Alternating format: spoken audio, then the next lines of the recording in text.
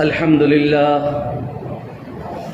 لله نحمده ونستعينه ونستغفره ونؤمن به ونتوكل عليه ونعوذ بالله من شرور أنفسنا ومن سيئات أعمالنا من يهده الله فلا مضل له ومن يضلله فلا هادي له ونشهد أن لا إله إلا الله وحده لا شريك له ونشهد أن سيدنا وسندنا ونبينا ومولانا محمدا عبده ورسوله أما بعد قال الله تبارك وتعالى في القرآن المجيد أعوذ بالله من الشيطان الرجيم بسم الله الرحمن الرحيم والفجر وليال عشر والشفع والوتر والليل إذا يسر هل في ذلك قسم لذي حجر۔ معزز حاضرین کرام اور میرے دینی بھائیوں، بزرگوں، دوستوں اور عزیز ساتھیوں،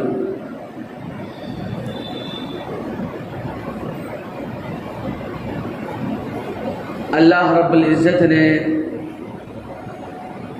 ذوالقعدہ اور ذوالحجہ کو بڑی فضیلت عطا فرمائی ہے، چونکہ یہ اشہر الحرم میں سے ہے،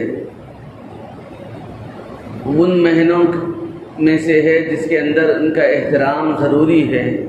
ان میں سے ایک مہینہ ذوالقعدہ کا بھی ہے اور آنے والے مہینہ ذوالحجہ کا بھی ہے، اور اس کے بعد پھر محرم کا مہینہ بھی۔ یہ تینوں مہینے لگاتار آتے ہیں، یہ اشہر الحرم میں سے ہیں۔ اور اس کے علاوہ ایک اور مہینہ ہے جس کو رجب المرجب کہا جاتا ہے۔ 4 مہینے اشہر الحرم میں سے کہلاتے ہیں۔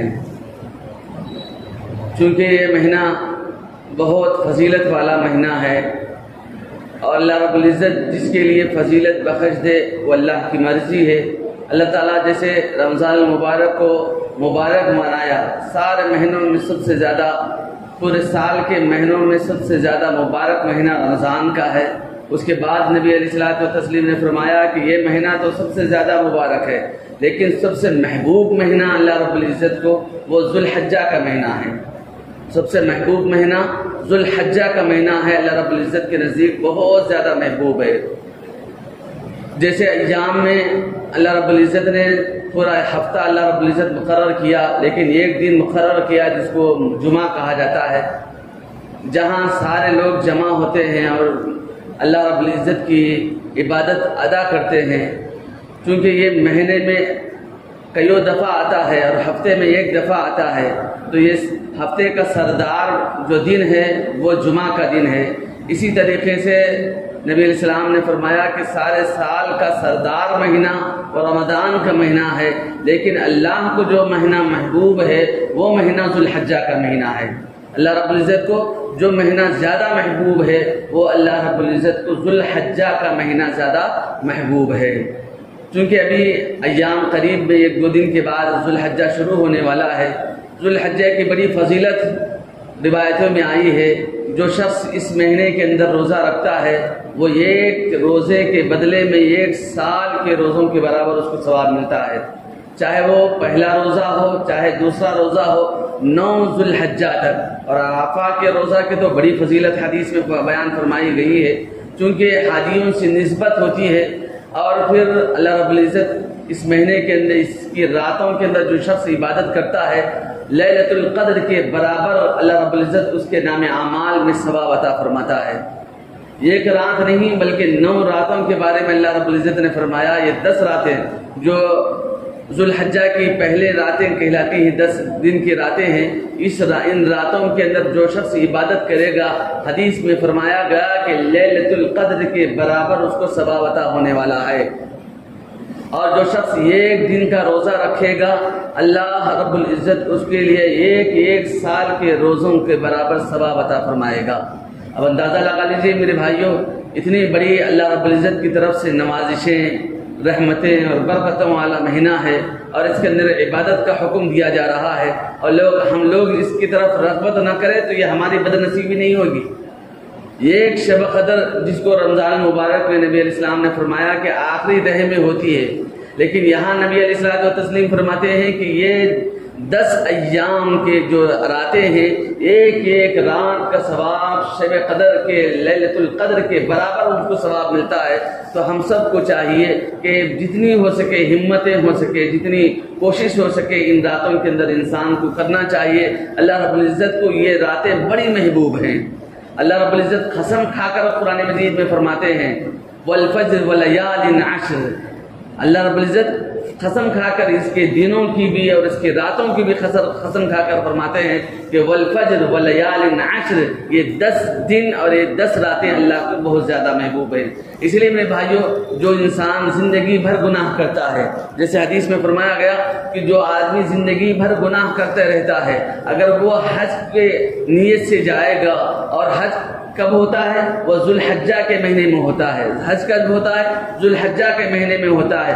ذوالحجہ کے مہینے میں جا کر حج ادا کرے گا، اللہ زندگی بھر کے سارے گناہ معاف فرما دیتے ہیں۔ ایسا ہی وہ شخص ہوتا ہے جیسے کہ آج ہی اس کی ماں نے اس کو جنا ہو۔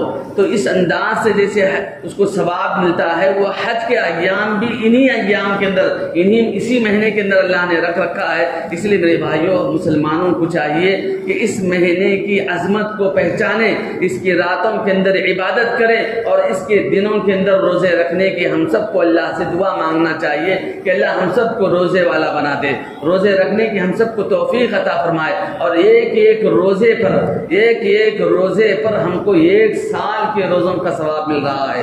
اب اندازہ لگا لیے، اگر کوئی انسان یہ کہے کہ ہم آپ کو ایک روپے کے بدلے میں 1000 روپے دیتے ہیں تو انسان کتنا خوش ہوتا ہے، کتنا خوش ہوتا ہے۔ تو یہاں تو اللہ فرماتے ہیں کہ 1 روزے کے بدلے میں 1 سال کے روزوں کے برابر۔ اب ہم لوگ کوشش کر کے بھی 1 سال مکمل روزے نہیں رکھ سکتے۔ کوئی انسان کوشش کرنا چاہے تو 1 مہینہ بڑا مشکل ہے۔ ہم رمضان میں روزے رکھتے ہیں تو کوشش کرتے کرتے دیکھا دیکھی نہیں رکھیں گے تو کیا سمجھیں گے فرض روزے ہے، کل اللہ کے سامنے پکڑ ہوگی، یہ سوچ کر انسان پھر بھی ہمت کر کے 1 مہینے کی بمشکل روزہ رکھنے کی کوشش کرتے ہیں۔ لیکن اللہ فرماتے ہیں کہ اس 1 مہینے کے اندر کوئی شخص 1 روزہ رکھے گا تو 1 سال کے روزوں کے برابر اس کو ثواب ملنے والا ہے۔ جب 9 روزے رکھا گا انسان تو 9 سال کے برابر اس کو روزے رکھنے کے برابر ثواب ملے گا۔ اور پھر فرمایا گیا کہ جو شخص 1 عرفہ کا، یعنی ذوالحجہ کے 9ویں تاریخ کا روزہ، عرفہ جس کو یوم عرفہ جس کو کہا جاتا ہے، وہ 9ویں تاریخ کا روزہ کوئی شخص رکھتا ہے تو 10,000 غلام آزاد کرنے کے برابر اس کو ثواب ملے گا، اور اس کو بے شمار ثواب ملنے والا ہے۔ اس لیے میرے بھائیوں، ہم سب کوشش کر کے اس مہینے کے اندر کم سے کم اللہ کو راضی کرنے کی کوششیں کریں، اور اس کے دن کی بھی بڑی فضیلت ہے۔ اور فرمایا گیا کہ جو آدمی بے عزت ہے، بڑے بڑے علماء اپنی کتابوں کے اندر لکھتے ہیں، بہت سارے لوگ کوششیں کرتے ہیں، اعمال کرتے ہیں، بہت کچھ کوشش کرتے ہیں، لیکن پھر بھی وہ آدمی دنیا کے اندر باعزت نہیں ہوتا۔ فرمایا گیا کہ جو آدمی اس کے دن کے اندر تکبیرات تشریق پڑے گا، اللہ اس کو ایسی عزتوں سے نوازیں گے جو انسان سوچ بھی نہیں سکتا۔ اس لیے میرے بھائیوں، اور جب پہلے زمانے میں صحابہ کرام رضوان اللہ اجمعین کے زمانے میں، نبی علیہ الصلوۃ والتسلیم کے دور کے اندر صحابہ کرام یہ جیسا ہی مہینہ شروع ہوتا تھا، تکبیرات تشریق پڑھنے کا معمول ہوتا تھا۔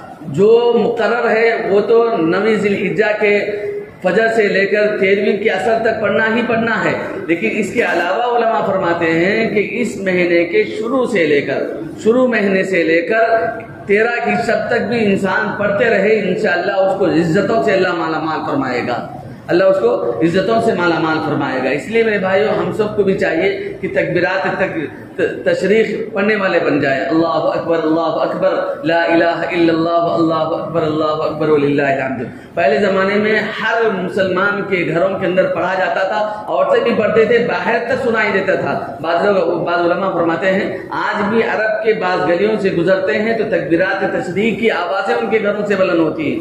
اللہ رب العزت وہ تکبیرات کہنے کی وجہ سے اللہ رب العزت ان کا رعب ساری دنیا کے اوپر چھا دیتا ہے۔ آج چونکہ ہم لوگ یہ تکبیرات سے واقف نہیں ہیں، واقف بھی ہیں تو پڑھتے نہیں ہیں، پڑھتے بھی ہیں تو بس مختصر پڑھتے ہیں، جس کی وجہ سے اللہ رب العزت ہمارے عزتوں کو بحال نہیں فرما رہا ہے۔ اس لیے بعض علماء فرماتے ہیں کہ ہماری عزتیں بحال ہونی ہیں تو چونکہ یہ مقدس مہینہ ہے، اور اس مہینے یہ چونکہ اللہ کے محبوب ترین مہینہ ہے، اور اسی مہینے میں اللہ رب العزت سارے حاجیوں کے گناہوں کو معاف فرماتا ہے، اور نہ صرف حاجیوں کی گناہوں کو معاف فرماتا ہے، جو شخص یہاں رہتے ہوئے انڈیا کے اندر رہتے ہوئے روزے کا اہتمام کرتا ہے اور اسی طریقے سے روزہ بھی رکھتا ہے، راتوں کو بھی جاگتا ہے، اللہ تعالیٰ ان حاجیوں کے طفیل میں ہم سب کی بھی مغفرت فرما دے گا۔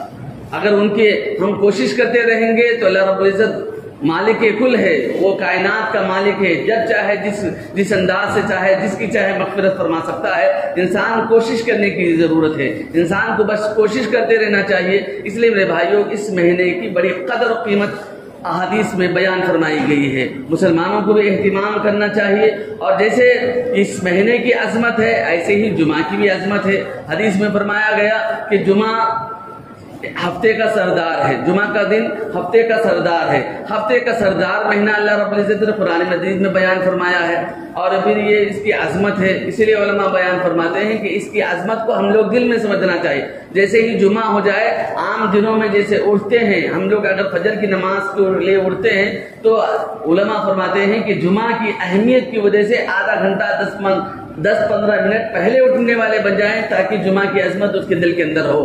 جو آدمی جمعہ کی عظمت دل کے اندر رکھے گا، اللہ اس کی مغفرت فرمائے گا۔ اور پھر فرمایا گا جو آدمی جمعہ کی عظمت اپنے دل کے اندر رکھتا ہے اور اس کا اہتمام کرتا ہے، اللہ رب العزت ضرور اس کی عظمت کو بحال فرمائے گا، اور نہ صرف بحال فرمائے گا، اللہ اس کی مغفرت فرمائے گا۔ یہ کیوں آتے ہیں؟ حدیث میں فرمایا گیا کہ یہ ہمارے پاس آپ کو معلوم ہونا چاہیے کہ ابھی رمضان المبارک گزرا، رمضان المبارک کے مہینے کے اندر سارے مسلمان روزے رکھتے ہیں، اللہ رب العزت ان کی مغفرت کے ساتھ ان کا استقبال کرتا ہے، جس کی وجہ سے سارے مسلمان عیدگاہ میں جا کر نماز ادا کرتے ہیں، ان کی مغفرت کے ساتھ ان کا استقبال کرتا ہے۔ اسی طریقے سے عید الاضحیٰ کا جو دن آتا ہے وہ بھی کیوں ہوتا ہے کہ یہ ہفتہ بڑا مبارک مہینہ مسلمانوں پر گزر رہا ہے، جس کے اندر حاجی حضرات حج بھی کر رہے ہیں، اور مسلمان جہاں جہاں رہتے ہیں اللہ کی تکبیرات بیان کرتے ہیں، استغفار کے ذریعے سے اللہ کو منانے کی کوشش کرتے ہیں، روزے کے ذریعے سے اور رات کو نوافل کے ذریعے سے اللہ کو منانے کی کوشش کرتے ہیں، اور جس کی وجہ سے ایک بڑے طبقہ جو اللہ کے دربار میں جا کر اپنے گناہوں کی معافی چاہتا ہے، اللہ ان کی مغفرت فرما رہا ہے، ان کے طفیل میں اللہ سارے عالم کے مسلمانوں کی بھی مغفرت فرمائے گا۔ اسی کے بعد اللہ رب العزت نے ہم سب کے لیے عید الاضحیٰ کا دن مقرر فرمایا ہے، تاکہ ہم سب کے اللہ مغفرت فرما دے۔ اس لیے میرے بھائیوں، یہ عظمت والے دن ہیں، یہ بڑے عظمت والے دن ہیں۔ ایسے ہی علماء بیان فرماتے ہیں کہ ہفتے میں اللہ رب العزت نے ہفتے کا ایک دن، جس کو سید الشہور سید الایام کہا گیا ہے، جو جمعہ کا دن ہے، ہفتے بھر انسان اعمال کرتا ہے، سارے مسلمان اکٹھے ہو جائیں، سارے مسلمان ایک جگہ ہو جائیں، اللہ کو یہ محبوب ہے اور اللہ رب العزت کو یہ محبوب ہے۔ پہلے زمانے میں یوں ہوتا تھا کہ بڑی بڑی مساجد کے اندر جمعہ ادا کیا کرتے تھے۔ آج کل چونکہ مشکل بھی ہے، اتنی بڑی مساجد بھی نہیں ہے اور حکومتیں بھی اپنی نہیں ہیں، جس کی وجہ سے جہاں چاہے ادا کرنے کی گنجائش دی گئی ہے، لیکن فرمایا گیا کہ ایک بڑا مجموعہ جمع ہونا اللہ کو بڑا محبوب ہے، اللہ رب العزت کو بڑا محبوب ہے۔ ایسی صورت میں ہر جگہ مسلمان نماز ادا کر رہے ہیں، ماشاءاللہ کرتے رہنا چاہیے، لیکن مسلمان کو اس بات کی کوشش کرنا چاہیے کہ جمعہ میں سب سے پہلے آئے، کیونکہ اللہ نے جمعہ کو ہم پر فرض فرمایا ہے۔ اور پھر فرمایا، علماء نے بیان فرمایا کہ نماز سے متصلاً اذان دی جائے، جس محلے میں اذان ہو جائے اور کاروبار میں بیٹھ جائے تو اللہ رب العزت کی لعنت اس محلے میں پڑتی ہے، چونکہ اللہ نے جمعہ کو فرض کرا دیا۔ اس لیے علماء فرماتے ہیں کہ جب بھی جمعہ کی نماز سے مختصر پہلے تم لوگ اذان دو، تاکہ سارے لوگوں کو گناہگار ہونے سے بچائے، سارے لوگوں کو گنہگار ہونے سے بچائے۔ اس لیے میرے بھائیوں، اس کی عظمت چونکہ قرآن مجید سے ثابت ہے، یا ایھا الذین آمنوا اذا نودی للصلاۃ من یوم الجمعۃ فاسعوا الی ذکر اللہ، جب اذان دی جائے تو فوراً اللہ کے گھر کی طرف اس سے پہلے ہی کوشش کر کے انسان مسجد کو آنا چاہیے، چونکہ یہ فرض ہے، اس کی کوشش انسان کرتے رہنا چاہیے، اور عظمت والا دن ہے، اور ہمارا معاملہ معمول یہ ہے کہ ہم لوگ اس کی طرف کوشش نہیں کرتے. ہمارے اسلاف کے بارے میں کتابوں میں لکھا ہے اور نہ صرف ہم اپنے آنکھوں سے بھی دیکھے ہیں. ایک بزرگ تھے ہمارے حال ہی میں ہم لوگ جب پڑھتے تھے وہ فجر کی نماز سے پہلے غسل کرتے تھے جمعہ کے دن, اور جمعہ کی نماز سے پہلے سفر کرتے تھے, اپنے گھر سے نکلتے تھے. نکلتے راستے میں کسی مسجد میں فجر کی نماز پڑھتے تھے, اور پڑھتے جتنی دور ہو سکتا تھا اتنی دور جا کر وہ نماز پڑھتے تھے. تقریباً 30 کلومیٹر تک وہ چلتے ہوئے جاتے تھے تاکہ ان کو ثواب حاصل ہو جائے اور اللہ کی رضا حاصل ہو جائے, ان کو اللہ کی رضا حاصل ہو جائے. وہ ایسے کوشش کرنے والے ایسے بھی کوشش کر گئے, اور پھر ان کو نبی علیہ الصلوۃ والتسلیم بارہا خواب میں آئے تھے اور آ کر فرمایا کہ بیٹا تو بہت زبردست جمعہ کی کوشش کرتا ہے, اللہ تعالیٰ تیری اس کوشش کو قبول فرمائے. تو لوگ جا کر ان سے دعائیں کرواتے تھے. ایسے ہی میرے بھائیو ہم لوگ جب خالی ہیں, جب فری ہیں, تو کوشش کچھ نہ کچھ تو کرنا چاہیے. جیسے دنیاوی لحاظ سے ہر انسان کوشش کرتا ہے کہ ہم آگے بڑھے, دنیا میں ترقی کریں. ہر لین سے جیسے ترقی کرنے کی انسان کوشش کرتا ہے, ایسے ہی دینی لین سے بھی کوشش انسان کرتے رہنا چاہیے. یہ ایک بڑا طبقہ ہم کو نظر ہی نہیں آتا, اس لین میں بھی کچھ کوششیں ہو رہی ہیں. دنیاوی لین میں دیکھو تو ماشاءاللہ ہر آدمی اپنے اعتبار سے اپنے حساب سے کوشش کرتا ہوا نظر آتا ہے, لیکن دینی لین سے بہت کم الا ماشاءاللہ نظر آتے ہیں کہ کوئی کوشش کر رہا ہے. اس لیے میرے بھائیو جمعہ کے دن کی عظمت اپنے دل کے اندر رکھیں, اور پھر جلدی سے جلدی اٹھنے والے بن جائیں اور جلدی سے جلدی فارغ ہو جائیں. صحابہ کرام رضوان اللہ اجمعین کے بارے میں کتابوں میں لکھا ہے کہ جمعہ کی جو تیاری تھی وہ تو جمعرات سے کیا کرتے تھے. صحابہ کرام جمعہ کی تیاری جمعرات سے کیا کرتے تھے, اور ہمارا معمول یہ ہے کہ ہم جمعہ سے عین قبل کرتے ہیں, اور اس کے لیے پہلے سے فارغ ہو جائیں, غسل پہلے سے کر لیں. غسل کرنے کی بڑی عظمت ہے. جمعہ چونکہ یہ سید الایام ہے, یہ ہفتے کا سب سے بڑا دن ہے, اور روئے زمین پر سب سے مبارک دن. حدیث میں فرمایا گیا کہ روئے زمین پر سب سے مبارک دن جمعہ کا دن ہے. سب سے مبارک دن جمعہ کے دن ہے, اس سے افضل کوئی اور دن نہیں ہے. اس کے باوجود بھی آج ہم اس کی طرف توجہ نہیں دیتے, اور ہمارے نوجوان ساتھی تو ایسے ہیں تو ماشاءاللہ اللہ ان کو ہدایت سے مالا مال فرمایا کہ بس جیسے ہی خطبہ شروع ہوتا ہے اس وقت آ جاتے ہیں, نماز پڑھتے ہیں اور سب سے پہلے نکلنے والے ہوتے ہیں. ایسا نہیں ہونا چاہیے میرے بھائیو. یہ بڑا محبوب دن ہے, جو آدمی اس کے لیے کوشش کرے گا اس کے لیے قیامت میں بھی بدلے ہیں. حدیث میں فرمایا گیا کہ جو آدمی نماز کے لیے, جمعہ کی نماز کے لیے اول وقت آتا ہے اس کے لیے اونٹ کا ثواب فرمایا گیا. جو وہ اول وقت مطلب کیا ہے, ایک ساتھ جو نماز مسجد میں داخل ہونے سے پہلے جس وقت اذان بھی نہیں ہوتی اس وقت انسان آ جاتا ہے, اس وقت اس کو اونٹ قربانی کا ثواب دیا جاتا ہے. جو تھوڑا وقت ہو جانے کے بعد ایک وقت ہو جائے اس کے بعد پھر گائے کا ثواب لکھا جاتا ہے. اس کے بعد پھر بھیڑ کا ثواب یعنی بکرے کا ثواب لکھا جاتا ہے. اس کے بعد پھر مرغی کا ثواب بھی فرمایا گیا, پھر انڈے کا ثواب بھی فرمایا گیا. یعنی جو آدمی جس ترتیب سے سب سے آخر میں آتا ہے اس کے بعد بھی فرشتے اس کتاب کو لپیٹ کر رکھ دیتے ہیں اور خطبہ سننے میں مشغول ہو جاتے ہیں, حدیث میں فرمایا گیا. اس لیے میرے بھائیوں ہم سب کو بھی چاہیے کہ جمعہ کی عظمت ہم اپنے دلوں کے اندر پیدا کریں, کیونکہ یہ سید الشہور ہے, سب سے عظیم دن ہے. اس کی عظمت بہت بلند ہے. ایک مرتبہ ایک یہودی حضرت عمر فاروق رضی اللہ عنہ کے پاس آیا اور آ کر کہنے لگا کہ ایک دن ہے تمہارے پاس جس کو اللہ نے قرآن مجید میں نازل فرمایا ہے, اگر وہ دن ہمارے پاس ہوتا تو ہم لوگ اس کو عید کے طور پر مناتے ہیں. اس وقت حضرت عمر فاروق رضی اللہ عنہ نے فرمایا کہ ہاں تو کس کی طرف اشارہ کر رہا ہے مجھے پتا ہے. اس کے بعد حضرت عمر رضی اللہ عنہ نے فرمایا کہ یہ اس وقت کا وہ دن ہے, یوم عرفہ کا دن ہے, جس کے اندر اللہ نے دین کو مکمل کیا. عرفہ کا جو دن ہے, دین حق کو اللہ نے جو کچھ دین قیامت تک نازل ہونا تھا آقا مدنی علیہ السلام پر نازل فرما دیا. اس کے بعد یہاں دین مکمل ہو گیا. وہ جمعہ کا دن تھا, عرفہ کا دن تھا, اللہ نے آج کے دن کو مکمل فرما دیا دین کو. اس کے بعد پھر نبی علیہ الصلوۃ والتسلیم کو چند ایام کے بعد اللہ رب العزت کی طرف رواں و دواں ہو گئے, تو اس وقت اللہ نے مکمل کیا. تو وہ یہودی یہ فرماتا ہے کہ یہ دن اگر ہمارے پاس آتا تو ہم لوگ اس کو عید کے طور پر مناتے ہیں, اس لیے میرے بھائیوں ہم سب کو بھی چاہیے کہ عظمت والا جو دن ہے وہ ہفتے بھر کا ایک دن ہے. اس کے اندر ہم کم از کم کوشش کر کے جمعہ کے اندر جلدی سے جلدی آنے والے, خطبہ سننے والے, بیٹھ کر ادب کے ساتھ سننے والے بن جائیں. حدیث میں فرمایا گیا کہ ایک مرتبہ نبی علیہ الصلوۃ والتسلیم خطبہ دے رہے تھے. ایک صحابی رسول دیر سے آئے, جبکہ خطبہ ختم پہ تھا, وہ آ کر لوگوں کو ٹھانتے ہوئے قریب آ کر بیٹھ گئے. نماز ہو گئی. نماز ہونے کے بعد نبی علیہ السلام نے فرمایا کہ کیا تم نے نماز پڑھی؟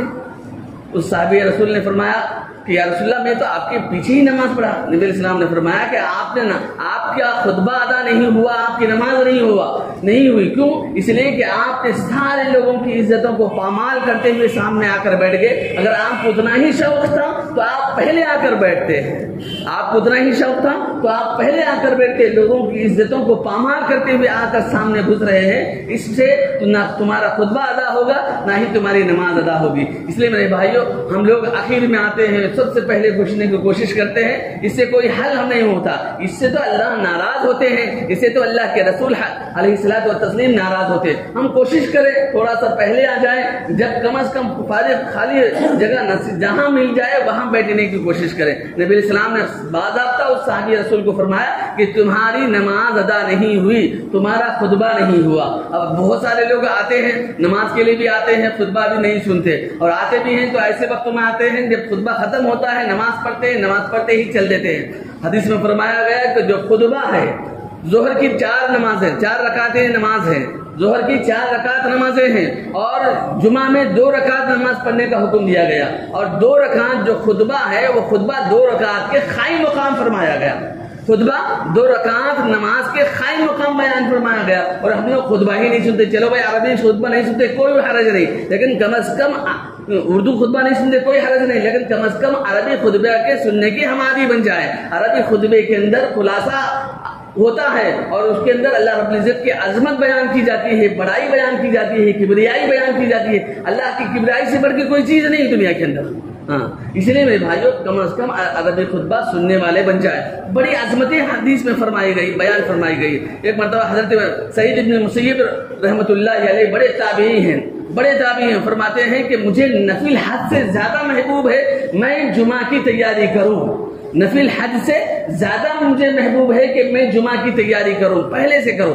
تو وہ تابعی تھے, صحابہ کو دیکھے ہوئے تھے. انہوں نے فرمایا کہ کیا مطلب؟ فرمایا گیا کہ جو آدمی جمعہ کی تیاری کرتا ہے, جمعہ کی صحیح تیاری کر کے مسجد میں آتا ہے, نفل حج سے بھی زیادہ مجھے محبوب ہے. اس لیے کہ جو حدیث کے اندر بیان فرمایا گیا, جمعہ کی جو حدیثیں, اتنی حدیثیں بیان فرمائی گئی کہ حج سے بھی زیادہ جمعہ کی فضیلت کے بارے میں حدیثیں آئی ہیں. اس لیے میں یہ کہتا ہوں کہ نفل حج سے بھی زیادہ جمعہ کی فضیلت ہے. لیکن آج ہمارے دلوں سے ہمارے پاس ہے ہی نہیں میرے بھائیوں, ہمارے پاس اس کی عظمت ہی ہے ہی نہیں. جمعہ کی عظمت ہمارے دلوں کے اندر نہیں ہے, ہمارے بچوں کے دلوں میں نہیں, بڑوں کے دلوں میں نہیں, عورتوں کے دلوں کے اندر نہیں. خیر عورتوں کے پاس ہے ہی نہیں جمعہ, وہاں ظہر ہی پڑھنا ہے. لیکن پھر بھی کم از کم عورتیں اس بات کا احساس اپنے مردوں کو, شوہروں کو, بچوں کو دلوا سکتی ہیں. کوشش کرے تو یہ عظمت والا دن ہے. اور اس کے اندر اتنی بڑی بات حضرت سعید بن مسیب رحمۃ اللہ علیہ جو کہ تابعی ہیں, وہ فرماتے ہیں کہ مجھے نفل حج سے زیادہ محبوب ہے جمعہ کی نماز. فرمایا نفل حج سے. اب آج ہمارے پاس معمولی ہیلوں پر ہم لوگ جمعہ چھوڑ دیتے ہیں, ترک کر دیتے ہیں. چلو بھائی موقع نہیں مل سکا, فلاں نہیں ہو سکا. اس لیے میرے بھائیوں, ہم سب کو چاہیے کہ جمعہ کی عظمت دلوں کے اندر, کوئی آدمی کوشش کر رہا تھا, کوشش کے باوجود بھی نہیں ملا, اس کی دل کے اندر ملال تھا, اللہ اس کو ثواب عطا فرمائے گا. بہت سارے مرتبہ ایسا ہوتا ہے کہ سفر میں جا رہے ہیں, کہیں کوشش کر رہے ہیں, مسجد نہیں مل رہی, وقت چلا جا رہا, فلاں لوگ اس طرف جا رہے ہیں, اس طرف. وہ کوشش تو ضرور کر رہے ہیں, لیکن اس کے باوجود بھی ان کو موقع ہاتھ نہیں آیا, تو اللہ تعالیٰ ان کی نیتوں کو دیکھ کر ان کو ثواب عطا فرمائے گا. بس اللہ نیتوں کو دیکھنے والے ہیں. بس اللہ سے دعا ہے, اللہ تعالیٰ ہم تمام کو کہنے سننے سے زیادہ عمل کی توفیق نصیب فرمائے. آمین. واخر دعوانا الحمدللہ.